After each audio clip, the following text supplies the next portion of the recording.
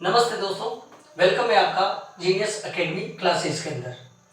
और जैसा कि आपने थंबनेल देख लिया होगा, आज हम बात करने वाले हैं इस वीडियो के अंदर मानव मस्तिष्क की, यानी कि ह्यूमन ब्रेन की। तो छात्रों, ह्यूमन ब्रेन का स्टडी है ना न्यूरोलॉजी के अंदर किया जाता है। कई बार ऐसा क्वेश्चन भी आता है कि मानव मस्तिष्क का अध्ययन क्या कहलाता है।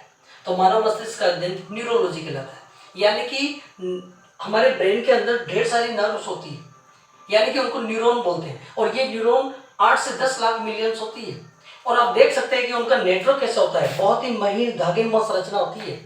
ठीक है। और हमारे मानव मस्तिष्क के सबसे बाहर की ओर जो ये मैं सर्कल आउट कर रहा हूँ, ये वाला जो एरिया होता है, ये स्कल होता है। इसको क्रेनियल बॉक्स या कपाल भी कह सकते हैं हम, जिसके अंदर लगभग छोटी बड़ी हड्डियां होती है। और उन हड्डियों की संख्या जो होती है वो 8 होती है। इन 8 हड्डियों के अंदर सबसे छोटी हड्डी दोस्तों एरेक्टिनोइड होती है, और उसी के अंदर पीनियल काइस सेट आउट होती है, यानी कि उसकी लोकेशन होती है। दोस्तों, ये जो ब्रेन का अध्ययन है, ये हम सीएनएस के अकॉर्डिंग, यानी कि सेंट्रल नर्वस सिस्टम के अकॉर्डिंग करते हैं। और दूसरा इसका भाग होता है तंत्रिका तंत्र का, यानी कि नर्वस सिस्टम का जो दूसरा भाग होता है वो पेरिफेरियल नर्वस सिस्टम होता है दोस्तों। अब अगर हम इस ब्रेन के वेट की अगर बात करते हैं, तो ब्रेन का वेट महिला और पुरुष के अंदर अलग अलग होता है। अब महिला की अगर बात करें, तो महिलाओं के अंदर ब्रेन का जो वेट होता है दोस्तों वो 1300 ग्राम होता है। और पुरुषों की अगर बात करें छात्रों, तो पुरुषों के अंदर 1400 ग्राम होता है। ब्रेन का जो वेट होता है पुरुषों के अंदर 1400 ग्राम और महिलाओं के अंदर 1300 ग्राम। तो इसका मतलब ये है कि थोड़ा सा कम है महिलाओं के अंदर, लेकिन इसका मतलब ये नहीं है कि उनका दिमाग छोटा है, उनकी सोच छोटी है, नहीं, ऐसा बिल्कुल भी नहीं है। ये केवल मेडिकली साइज है। बाकी महिलाएं और पुरुष दोनों ही, उनके अंदर जो ब्रेन है उसका फंक्शन समान है, उनका कार्य समान है।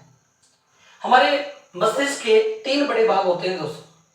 सबसे पहले भाग की अगर बात करें, तो ये वाला जो भाग देख रहे हो आप, ये वाला मैं सर्कल आउट कर रहा हूँ, ये वाला भाग फोर ब्रेन कहलाता है, यानी कि इसको हम हिंदी में अग्र मस्तिष्क कहते हैं। और दूसरा जो भाग होता है इसका, ये मिड ब्रेन वाला भाग जो होता है, मध्य वाला भाग जो होता है, इसको अपन मिड ब्रेन कहते हैं, और हिंदी में इसको मध्य मस्तिष्क या पर मस्तिष्क के नाम से भी जानते हैं। लास्ट में जो तीसरा भाग होता है दोस्तों, ये वाला जो आप देख सकते हो, एक किसी फूल के समान की संरचना इसमें दिखाई दे रही है। ठीक है ना। तो इसी को अपन कहते हैं सेरिबेलम या अनुमस्तिष्क, जिसे पश्चिम मस्तिष्क, या हम ऐसे भी कह सकते हैं इसको छोटा दिमाग कहते हैं। ठीक है ना। जो किससे कनेक्ट होता है, स्पाइन से कनेक्ट होता है, स्पाइनल कॉर्ड भी कह सकते हैं अपन, कोई दिक्कत नहीं है। अब जो मस्तिष्क की अगर बात करें अपन, इन शॉर्ट में आपको इस वीडियो के अंदर पूरी डिटेल इसको देने की कोशिश कर रहा हूँ, आपको कंसिडर करवा रहा हूँ कि अगर मस्तिष्क की अगर हम बात करें, तो अगर मस्तिष्क के खुद के 3 भाग हैं। और सबसे पहले आपको ये बताना चाहूंगा कि अगर मस्तिष्क का जो सबसे पहला पार्ट होता है, जो पहला भाग होता है छात्रों, वही सबसे बड़ा भाग होता है ब्रेन का, जिसे हम सेरिब्रम के नाम से जानते हैं। ये देखो मैं सर्कल आउट कर रहा हूँ, ये सेरिब्रम वाला जो भाग है वो सबसे बड़ा भाग होता है, यानी कि मेडिकल साइंस कहती है कि ये पूरे ब्रेन का कितना प्रतिशत भाग बनाता है, 2/3, 2/3 भाग कवर करता है। तो आप जान सकते हो कि ये कितना बड़ा भाग है। सेरिब्रम के अंदर थैलेमस और हाइपोथैलेमस दोनों आते हैं, थैलेमस और हाइपोथैलेमस दोनों आते हैं। ठीक है ना। ये दोनों ऐसे सेंसिटिव पार्ट्स हैं, यानी कि कोई भी व्यक्ति जब किसी चीज के लिए सोचता है, किसी को ठंडा गर्म लगता है, यानी कि हमारी जो एक्टिविटी होती है, हमारी जो क्रियाएं होती है, उनके लिए ब्रेन ही उनको ऑर्डर करता है और उनको कंट्रोल करता है। तो इसके लिए हमारे थैलेमस वाला भाग और हाइपोथैलेमस जो ऐसा भाग होता है, वो हमारे मस्तिष्क के तापमान को नियंत्रित करता है दोस्तों। मतलब ये बहुत बड़ा सेंसिटिव पार्ट है।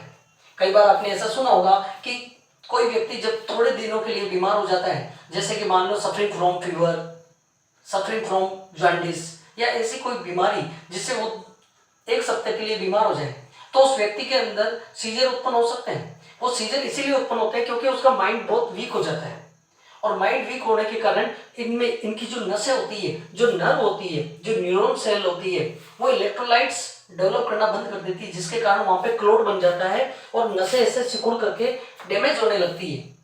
ठीक है ना। तो दोस्तों, ये बड़ा सेंसिटिव पार्ट है, और ब्रेन का स्टडी अपन न्यूरोलॉजी के अंदर करते हैं। और जो ब्रेन को ट्रीट करता है, यानी कि जो ब्रेन का डॉक्टर होता है, उसे न्यूरोलॉजिस्ट कहते हैं दोस्तों। नर्व से जुड़ी हुई सारी समस्याएं न्यूरोलॉजिस्ट के पास उसका समाधान है। दूसरी बात, हमारे पूरे मस्तिष्क के अंदर 4 बड़े लोब होते हैं दोस्तों, जिसमें सबसे पहला जो लोब होता है इसको फ्रंटल लोब के नाम से जानते हैं, ठीक है। दूसरा लोब होता है उसको पैराइटल लोब के नाम से जानते हैं। तीसरा जो लोब होता है दोस्तों वो ओसिपिटल लोब कहलाता है, और लास्ट में टेम्पोरल। ये 4 लोब जो मुख्य होते हैं ये इस पूरे ब्रेन को रिकवर करते हैं, कवर करते हैं। पूरे मस्तिष्क के अंदर कुछ फ्लूइड भी भरा होता है जो बाहर की आघातों से, चोटों से हमारे ब्रेन की क्या करता है दोस्तों, रक्षा करता है, प्रोटेक्ट करता है इसको। इसके बाद हम इस अग्र मस्तिष्क के बाद बात करते हैं मध्य मस्तिष्क की, यानी कि उसको अपन इंग्लिश में मिड ब्रेन कह सकते हैं दोस्तों। मिड ब्रेन के 2 मुख्य भाग होते हैं, कार्पोरा और क्वाड्रिजेमिना। दोस्तों एक बहुत ही फनी चीज मैं आपको बताने जा रहा हूं। कभी अपन ने ये भी सुना है कि जब कोई व्यक्ति, जैसे एजेड व्यक्ति हो, उम्रदराज व्यक्ति हो या कोई भी व्यक्ति हो, जब सीढ़ियों से गिर जाता है तो देख सकते हैं हम, कई बार ऐसा भी सामने आती है न्यूज कि उसकी आंखों की रोशनी चली गई या वो बोलने की क्षमता खो चुका है। ऐसा हमारे ब्रेन के अंदर डैमेजेशन के कारण होता है दोस्तों। एक सबसे बड़ी विशेषता बताता हूँ ब्रेन की। हमारा जो ब्रेन है वो 2 भागों में बटा हुआ है, एक राइट हेमिस्फीयर और एक लेफ्ट हेमिस्फीयर। मतलब मेरे अगर इस राइट हैंड और लेग में अगर इसको कोई कंट्रोल कर रहा है तो मेरा लेफ्ट ब्रेन कंट्रोल कर रहा है दोस्तों। ये बड़ा अजीब सा स्टेटमेंट है जो कई लोग मानते हैं कि ऐसा भी हो सकता है क्या, बिल्कुल होता है।